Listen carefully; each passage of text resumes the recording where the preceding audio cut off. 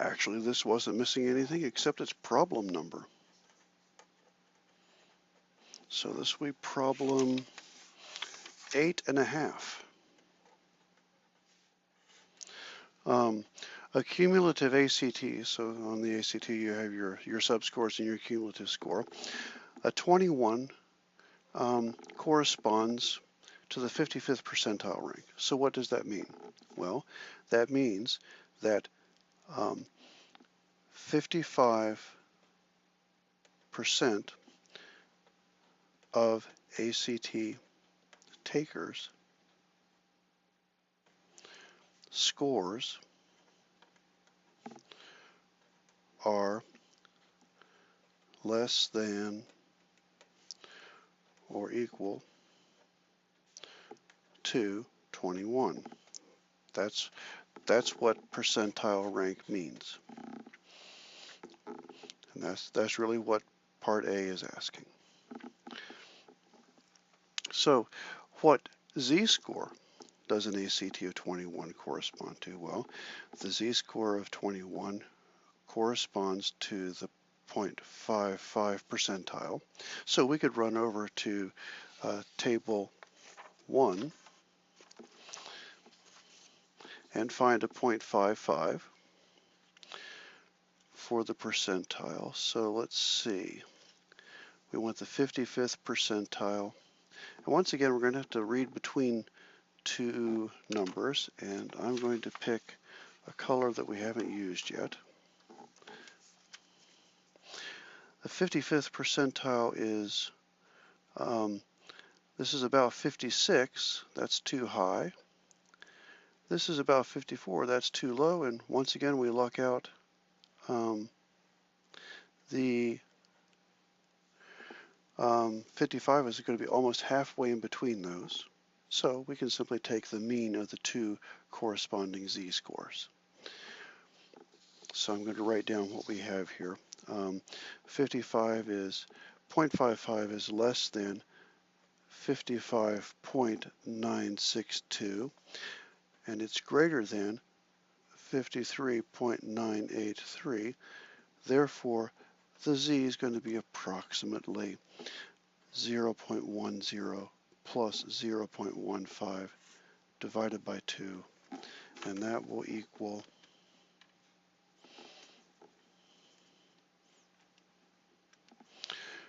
0.1 plus 0.15 divided by 2, 0.125. So z equals 0.125. So that means if we use the graph at the bottom of this page here, so I'll label this as problem 8.5,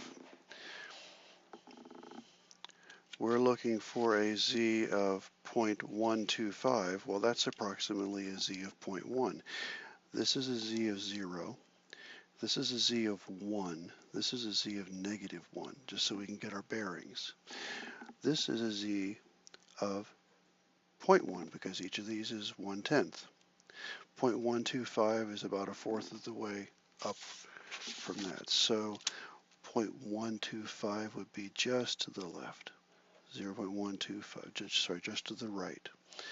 So about 1/4 of the way there. We're saying that 55% of all ACT scores are to the left here. And that makes sense because if we look at this line here, that goes through the mean of a symmetric distribution. So 50% of the data are left of the blue line. So we have between the blue and the green line about 5% of the data.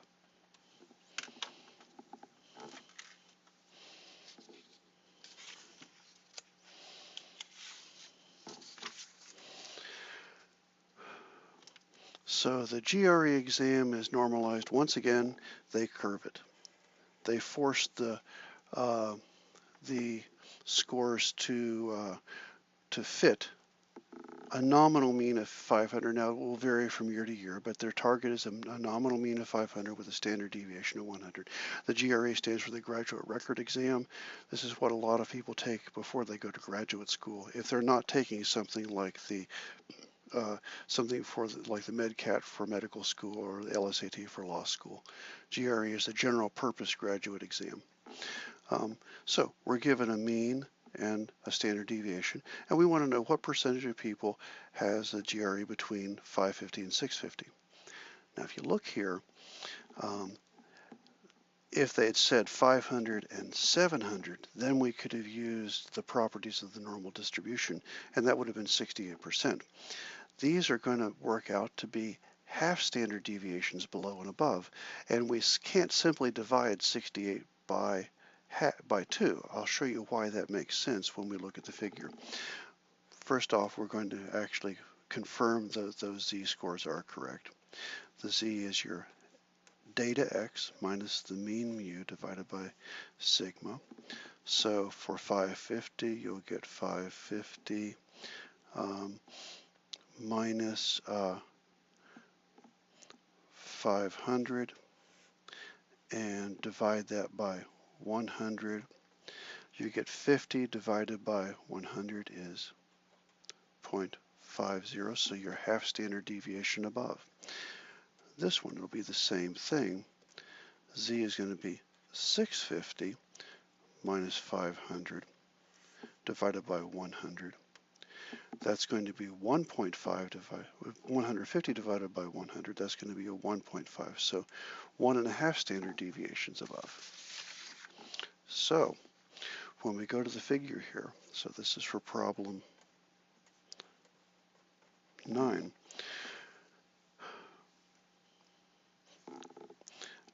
This is a z equals 0. This is a z equals 1. This is z equals 2. 1, 2, 3, 4, 5 tenths. Right there is a z equals 0.5. 1, 2, 3, 4, 5 tenths. There is z equals 1.5. And we want to know how many data are between those. So we want to know what percentage of the area is between here and here. Well, once again, count rectangles. So now there are many ways. You know, I grab what's obvious to me. What's obvious to me might not be obvious to you. You might grab a different rectangle to count there. As long as you count them accurately, it doesn't matter. These are 10 across here. Then 1, 2, 3, 4, 5, 6, 6 up. There are 60 little rectangles there. If I do that, 1, 2, 3, 4, 5, and 4 up, so there are 24 there. Then 3, 6 total there, and 4, 7, 9, 10 there. So I'm going to come back to page 27 where I have a little more room to calculate. So the first thing I write down is what I'm trying to compute. You communicate with your reader what you're doing. And what we want is the probability that the GRE is between 550 and 650. So write that down.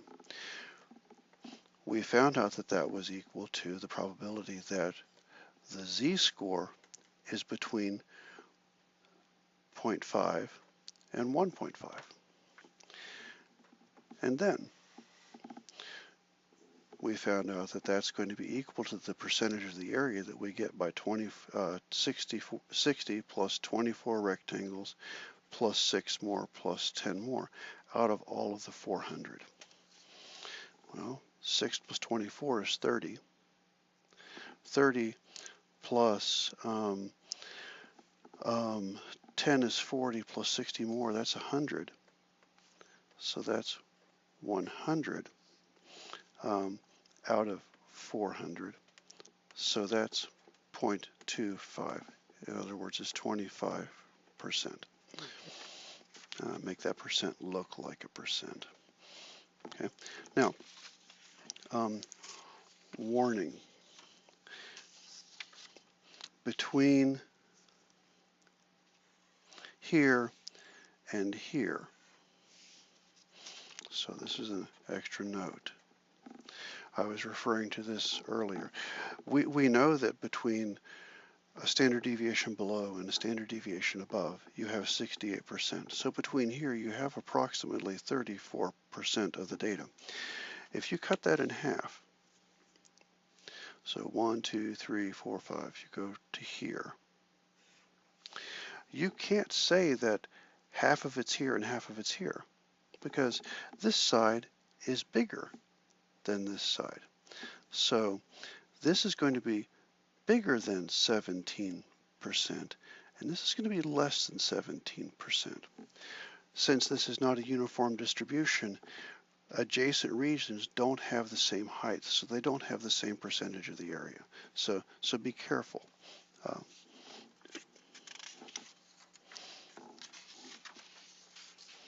Now we're going to repeat the previous using the z-table. Okay, so we had the probability that the GRE is between 550 and 650. We would still need to know the z-scores. To use a z-table, you usually have to know the z-scores.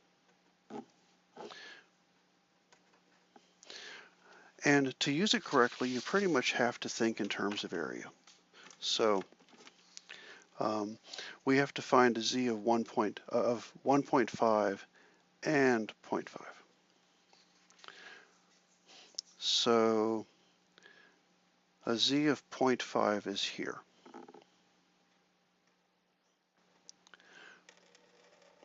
It corresponds to the 69.146 percentile. So I'm going to write that down here.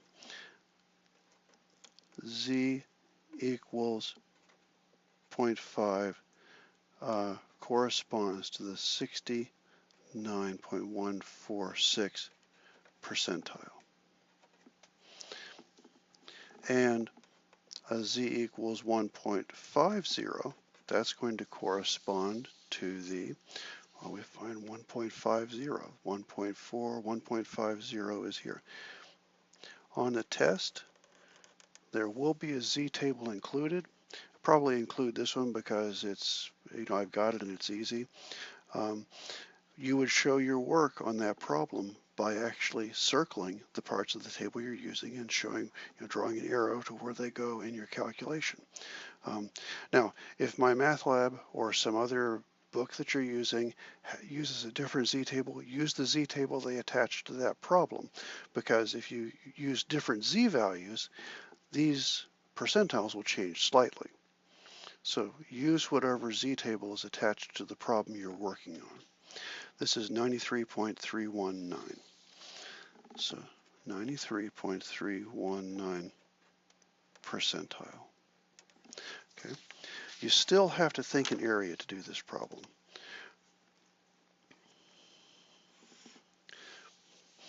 The distribution looked like that. And at z equals 0.5, we know that we have 69.146% of the data to the left. At z equals 1.5, we have 93.319% of the data to the left. We want what's in between. So we want to know what percent are here.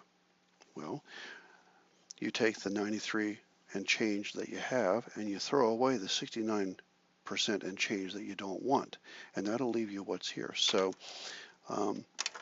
this is simply going to be the difference of the two percentiles. So it's going to be 93.319 minus 69.146. So that's going to be 93.319 minus 69.146. So you're going to get 24.174%. Now, people memorize all kinds of rules depending on where the two pieces lie, whether you're above or below or between. Here we were between. It's simplest to think in area. Here we took the big area that was too much, and we took the small area that we didn't want, and we subtracted the area and got the area in between. Draw a picture like this and decide what you want to keep, and then it should be fairly obvious what you need to do with your 2 percentiles or your 1 percentile in some problems. Don't memorize a bunch of rules, because then it just becomes confusing. Our final question here. We've had one question like this, and we alluded to it at the very beginning of the of this section's lecture. A lot of people use the normal distribution when they shouldn't. A lot of people think that once they've spent 1 or 2 or 3 or 4 weeks in a statistics course learning everything about the normal distribution, then that becomes their one hammer, and every single problem becomes the proverbial nail. And this is a mistake that people make. So that's why I call this an important common sense question. Is it true that a person with a Stanford Binet IQ of 116, that happens to be the mean of the Stanford Binet usually, will probably have a Wechsler IQ of 115? Once again, 115 is the mean on the Wechsler. And explain. Well,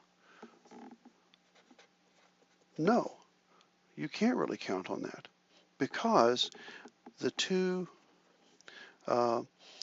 instruments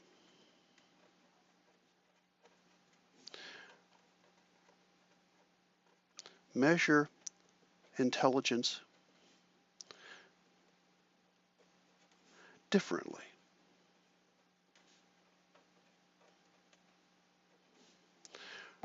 Okay. And human intelligence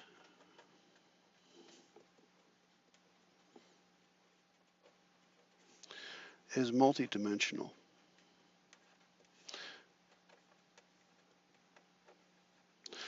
So different tests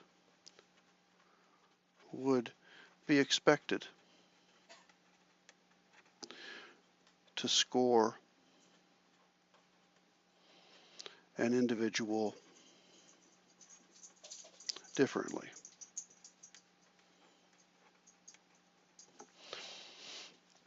So, a lot of people make the mistake of saying, well, if you're at a standard deviation above the mean here, you should be a standard deviation above the mean here. We make this mistake in colleges and universities all the time, trying to translate ACT scores into SAT scores or vice versa for placement purposes. The two tests really measure something differently. The ACT is an achievement test. It tries to measure what you know. The SAT is an aptitude test. It tries to measure what you're good at. So you wouldn't expect those two tests to really correlate very precisely. Likewise, the Wechsler IQ was designed to fix some perceived deficiencies in the Stanford Binet IQ. So we wouldn't expect that the mean would correspond to the mean for every individual taking this. It might happen for some people, but for most people, you wouldn't want to bank on this. So be careful. Remember that there are many distributions out there, and the normal distribution, although powerful, is not all powerful.